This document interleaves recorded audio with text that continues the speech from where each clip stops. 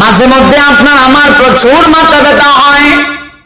অনেকেই জানতে চায়, হুজুর আমার যখন প্রচুর মাথা ব্যথা হয়ে যায়, আমি তখন মাথা ব্যথার কারণে আমার মধ্যে একটা অস্থিরতা ভাব চলে আসে। অনেকের আছে ওষুধ সেবন করার পরেও মাথা ব্যথা ভালো হয় না। আল্লাহর কোরআন থেকে এই ব্যাপারে কোনো দিক নির্দেশনা, কোনো আমল আছে কিনা?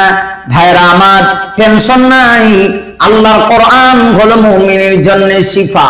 আমার ভাইরা, আল্লাহ রাব্বুল আলামিন কোরআনের ভিতরে জানিয়ে দিয়েছেন, আপনার মাথা যদি প্রচুর ব্যথা হয়, শুধুমাত্র দুইটা আঙ্গুল, একটা হলো শাহাদাত আঙ্গুল আর একটা হলো বিদ্যা আঙ্গুল, কপালে যে এইভাবে রেখে আপনি কোরআন শরীফের সূরা ওয়াকিয়ার এই আয়াতটা আপনি তেলাওয়াত করবেন, লা ইউসাদ্দাউনা আনহা ওয়া লা ইউনজিফুন।